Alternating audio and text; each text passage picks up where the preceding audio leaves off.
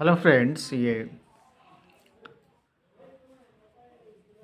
Class 11 का last chapter जो कि स्नैपशॉट से लिया गया है और ये अंतिम चैप्टर है, the tale of melon city. तो टेल मीन्स क्या हो? द टेल मीन्स कहानी of melon city. Melon means होता है तरबूज, है ना। तो तरबूज से रिलेटेड एक नगर है, उससे कहानी है विक्रम सेठ की। इसमें देखते हैं about the poet Vikram Seth and Indian poet, एक भारतीय कवि हैं। वाज बॉर्न, जो कि पैदा हुए थे ऑन 20 जून 1952, जो कि 20 जून 1952 में पैदा हुए थे। और कहाँ पैदा हुए थे? इन कलकत्ता। तो कलकत्ता में पैदा हुए थे, जो कि वर्तमान काल में कोलकाता बोला जाता है। He is a novelist also, वो एक उपन्यासकार भी थे। He has been awarded with many awards, अपनी उत्कृष्ट रचनाएं लिखने के कारण उनको बहुत सारे पुरस्कार भी प्रदान किए गए। Awarded with many awards as Padmashri award दिया गया, साहित्य अकेडमी अवार्ड प्रदान किया गया, एंड प्रवासी भारतीय सम्मान, ये भी पुरस्कार इनको प्रदान किया गया। He was educated from Corpus Christi college Oxford, और उन्होंने अपनी उच्च शिक्षा जो थी वो ऑक्सफोर्ड लंदन में प्राप्त की थी। और किस कॉलेज में प्राप्त की थी? तो वो था कॉर्पस क्राइस्टी कॉलेज ऑक्सफोर्ड में। Saint Michael's High School Patna, और उन्होंने अपना हाई स्कूल की जो शिक्षा थी और वो कहाँ से प्राप्त की थी? तो सेंट माइकल्स जो स्कूल था, हाई स्कूल, वो कहाँ था? पटना में था। ओके फ्रेंड्स, तो ये इनका कुछ इस प्रकार से डेटा है। इसके बाद देखते हैं अबाउट द पोएम, कविता। ये एक प्रकार की पोम ही है, कविता है। The tale of melon city is a humorous poem. तो ये जो कहानी है of melon city is a humorous, माने हास्यात्मक कविता है। इट मैक्स फन, ये कुछ गुदगुदाती है, फन करती है। ऑफ ए क्रेजी किंग, एक सन की राजा के बारे में कहानी है। हु क्लेम्ड, जो दावा करता था, टू बी जस्ट, कि वो बहुत न्यायी है, एंड पीस लविंग, और बहुत शांत प्रिय है। द पोम हाईलाइट्स, जो कविता है वो के कुछ बिंदु हैं जो हाईलाइट होते हैं। The funny pitfalls, the funny मजाकिया, पिटफॉल, तो फनी पिटफॉल्स एक मजाकिया जो खतरा है या जो चूक है या फंसाने का जो जाल है।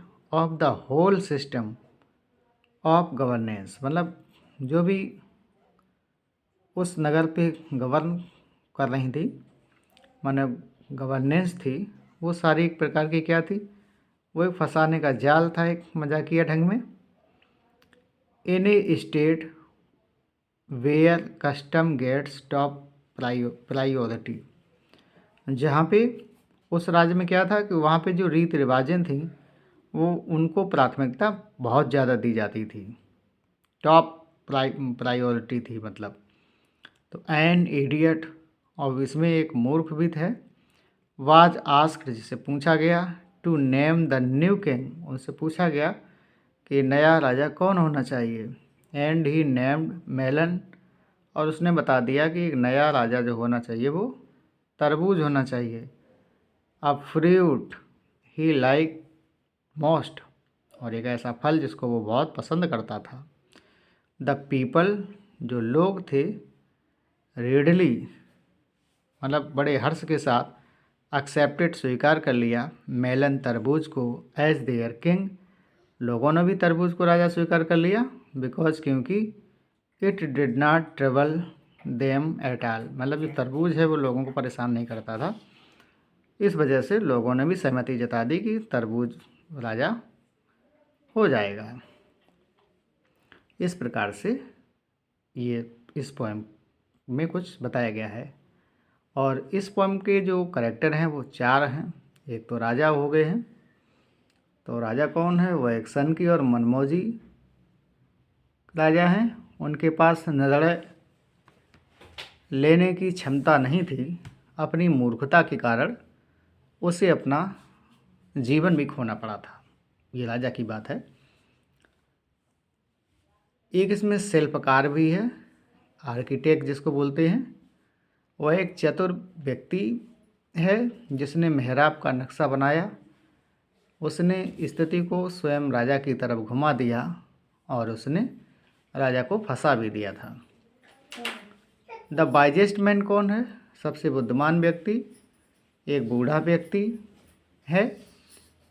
उसे सबसे बुद्धिमान व्यक्ति माना जाता है, लेकिन ना तो वह ठीक से चल सकता और ना ही ठीक से देख सकता है। तो ये करेक्टर है। और अगला करेक्टर एक मूर्ख है, इडियट है। वह कम बुद्धि का व्यक्ति है और तर्क संगत रूप से व्यवहार नहीं करता। नए राजा को चुनने के लिए उसकी सलाह मांगी जाती है। तो ये 4 प्रकार के इसमें करेक्टर देखने को मिलेंगे। तो इस प्रकार की कहानी है इसमें। और इससे रिलेटेड अब आगे इसके जो मीनिंग हैं या इसके जो शॉर्ट आंसर हैं या जो लॉन्ग आंसर है या एमसीक्यूज है, एक्सरसाइज है, वो आप देख पाएंगे इसमें। यहाँ इसकी ग्लोसरी दे रखी है। तो यहाँ देखेंगे वर्ड इंग्लिश मीनिंग और एंड हिंदी मीनिंग। तो यहाँ देखेंगे प्लेसिड क्या है? तो प्लेसिड जेंटल होता है, जिसका मतलब होता है शांति प्रिय। प्रोक्लेम्ड क्या है? तो हो जाएगा अनाउंस्ड या घोषणा कर दी। आर्च क्या है? तो आर्क मतलब वेल्ट होता है, जिसका मतलब होता है तोरण, मेहराब जिसको बोलते हैं। और इसके बाद है थरोफेयर। थरोफेयर मीन्स होता है public road, Janmarg. स्पेक्टाटर्स on lookers, जिसका मतलब दर्शक है। क्राउन क्या है? तो अ किंग्स हेड कवरिंग, राजमुकुट जिसको बोला जाता है। फ्रॉन क्या है? एंगर या नाराज़गी है। फॉल्ट क्या है? तो यह मिस्टेक है, जिसको गलती बोला जाता है। हेल्ट क्या है? तो स्टॉपेज ऑफ वर्क, रोक दिया। जस्ट क्या है? तो यहाँ पे फेयर या न्यायपूर्ण है। साइज देखते हैं। तो साइज का मतलब यहाँ पे शेप है, जिसका मतलब आकार है। समन क्या है? तो काल या बुलाओ। माजन्स क्या है? तो हाउस बिल्डर, राजगीर जिसको बोलते हैं माजन्स। किवरिंग, तो किवरिंग का मतलब ट्रेम्बलिंग विद फियर, भय से कांपते हुए। ऑर्डन क्या है? तो ऑर्डन का मतलब ऑर्डर है, जिसका मतलब आज्ञा देना है। और इसके बाद में देखते हैं फ्रेंड्स, आगे के जो मीनिंग है वो इस प्रकार हैं। अमेंडमेंट्स, इसका मतलब क्या होता है? सुधार होता है। चेंजेस, जिसका मतलब है ट्रिकी थिंग्स, कॉम्प्लिकेटेड केस, उलझन वाला मामला। काउंसल क्या है? तो एडवाइस, जिसका मतलब सलाह है। ने क्या है? तो नो, नहीं है। कैरिड क्या है? तो ब्रॉड बाई फोर्स, बलपूर्वक लाया गया। क्वारिंग क्या है? सैकिंग माने थर्राती हुई आवाज़। कल्प्रिट क्या है? तो कल्प्रिट रॉन्ग डूअर है, या जिसको अपराधी बोलते हैं। बैंगेड क्या है? तो यहाँ पे हिट हो जाएगा, टक्कर मारी या तोड़ दिया। स्कैफोल्ड माने गैलोज, फांसी का फंदा या फांसी की टिकटिंग। असेंबल्ड क्या है? तो गैदर्ड, एकत्रित हुए। गिल्ट क्या है? तो यहाँ पे फॉल्ट हो जाएगा, जिसका मतलब दोष है। और मेलन क्या है? तो अज्यूसी फ्रूट, जिसको तरबूज बोलते हैं। रिजॉइस क्या है? एज हैप्पी, मतलब खुश है। इडियट क्या है? तो फूल है, जिसको मूर्ख बोला जाता है। सेरेमनी क्या है, तो ये पॉम्प एंड शो मतलब समारोह होता है। और इन्फोर्स्ड क्या है, तो एग्जीक्यूटेड कार्यान्वित किया जाएगा। रॉयल डिक्रीज क्या है, तो यह किंग्स ऑर्डर है, शाही आदेश। अनरूली क्या है, तो एजिटेटेड, उग्र रूप लिए हुए।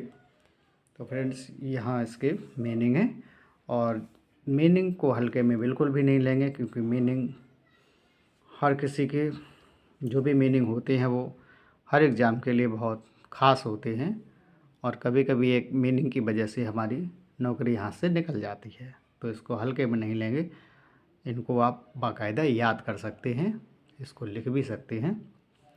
ओके, यहाँ पे इसमें लॉन्ग आंसर के अंदर आप देखेंगे, describe how does a melon became the ruler of the state. वर्णन कीजिए कि एक तरबूज राज्य का शासक किस प्रकार बनता है। तो यहाँ पे इसका आंसर दिया गया है, after the hanging of the king the ministers are confronted with problem of choosing the ruler of the state. They follow their old custom. They sent out messengers to declare that the next man to pass the city gate would choose the ruler of their state. An idiot happened to pass the gate. The guards stopped him and asked him to decide who should be the king, to which he replied, a melon. Which he replied, a melon. Actually, this was his standard answer to all questions. The ministers declared that a melon would be their new ruler, and they crowned a melon and placed their melon kings reverently at the throne. So the melon becomes the new ruler of the state. The people are quite happy with their melon king because he does not interfere in their affairs. और ये इस long answer की सारी हिंदी दे रखी है, तो इसको आप पढ़ लें और बारीकी से इसको समझ लें। शॉर्ट आंसर टाइप क्वेश्चन के अंतर्गत देखेंगे, why did the king order to build an arch. राजा ने मेहराब बनाने का आदेश क्यों दिया। तो इस द किंग प्रोक्लेम पूरा लिखा ही है, तो हमें बोलने की आवश्यकता भी नहीं है, क्योंकि आप इसको पढ़ करके समझ सकते हैं। और इसकी हिंदी भी नीचे दे रखी है, तो मैं दोहराऊंगा तो टाइम ज़्यादा हो जाएगा और वीडियो हमारा लेंदी हो जाएगा। क्वेश्चन नंबर सेकंड देखते हैं, what happened when the king passed under the arc. क्या हुआ जब राजा मेहराब के नीचे से गुजरा। या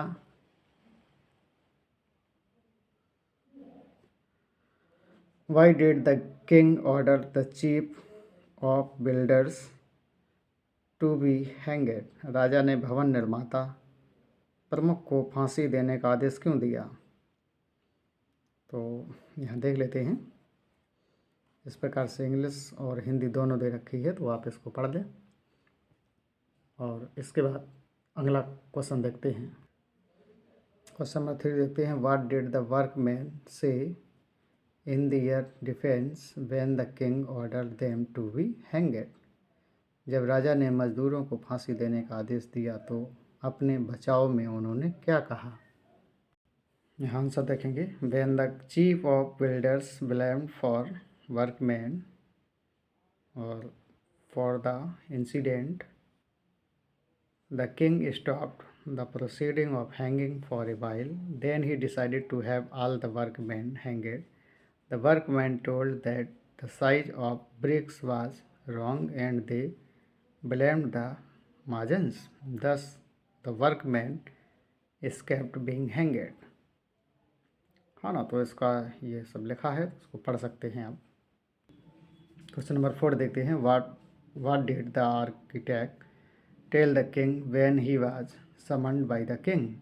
जब वास्तुकार को राजा के द्वारा बुलाया गया तो उसने राजा को क्या बताया। तो यहाँ भी इसको देख लेते हैं और इसके बाद इसको विद हिंदी के साथ समझ भी लेते हैं।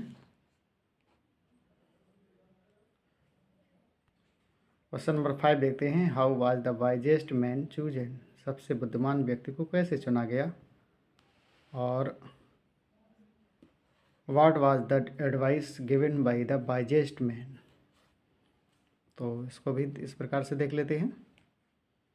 और उसके बाद आता है question number 6। How dead the arc escape punishment? मेहराब किस प्रकार से सज़ा से बच गया? तो यहाँ पे इसका पढ़ लेते हैं। When the ark was being taken to be hanged, one of the counselors commented that it would be shameful to hang something that had touched the king's head. The king considered and decided that the ark should not be hanged. तो यहाँ पे ये इसकी हिंदी दे रखी है। और next question देखते हैं। Question number 7। Describe the final preparations made for the hanging? फांसी के लिए बनाई गई अंतिम तैयारी का वर्णन कीजिए। इस प्रकार से है ये। और इस प्रकार से उसको पूछा जा सकता है। The noose fitted only one person, who was this person, did he deserve this judgement? फंदे में केवल एक व्यक्ति फिट हो पाया, वह व्यक्ति कौन था? क्या वह इस सज़ा के लायक था? या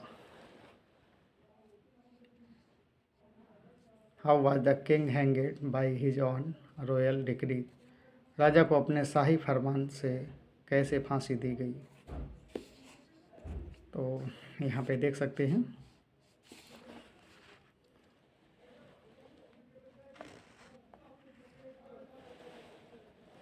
and question number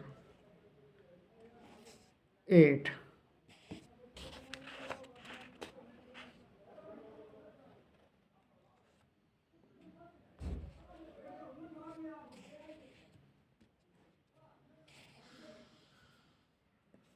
What was the problem faced by the ministers after the king's executions? राजा को फांसी देने के बाद मंत्रियों ने किस समस्या का सामना किया? तो यहाँ पे देख सकते हैं। यहाँ पे क्वेश्चन नंबर 9 यहाँ पे देखते हैं। How did the minister justify the hanging of their king? मंत्रियों ने अपने राजा की फांसी को सही कैसे ठहराया? तो यहाँ इसका आंसर लिखा है और आगे इसकी हिंदी भी देखते हैं।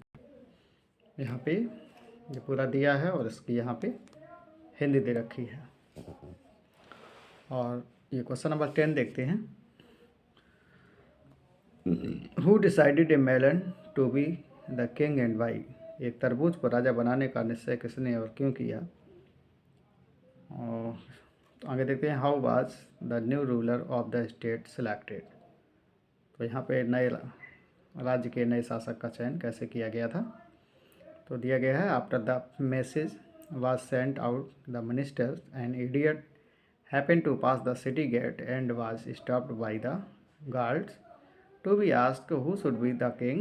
The idiot told that a melon should be the king. He named the melon as he was very fond of melon. Moreover, reasoning was beyond him. तो इस प्रकार की विधि हिंदी इसको यहाँ देख सकते हैं। और तो बस ये क्वेश्चन 10 ही इनफ है। और इसके बाद इसका MCQs देख लेते हैं। यहाँ पे MCQs बेस्ड देखते हैं। क्वेश्चन है what reason did the workman give to the king? तो हो जाएगा bricks were of the wrong size. इसका करेक्ट आंसर हो जाएगा listening about his own hanging who did the king call for? तो हो जाएगा the wisest man in the country. ये इसका सही आंसर है।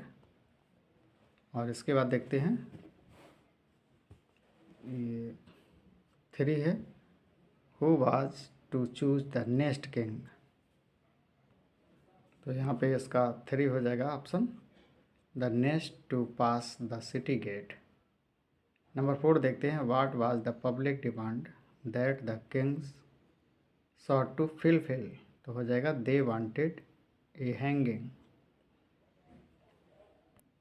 नंबर 5 देखते हैं, what sort of principles seem to thrive in the state. तो हो जाएगा लेजीज फेयर। नंबर 6 देखते हैं, who did the chief of builders blame. Answer will be the bricks. Number 7, व्हाट सॉर्ट ऑफ perceptions does the public hold for their chosen king after so many years। तो इसका answer हो जाएगा they have no problem whatsoever। Number 8 देखते हैं, why did the king's crown fall. तो answer हो जाएगा because the arch was well too low.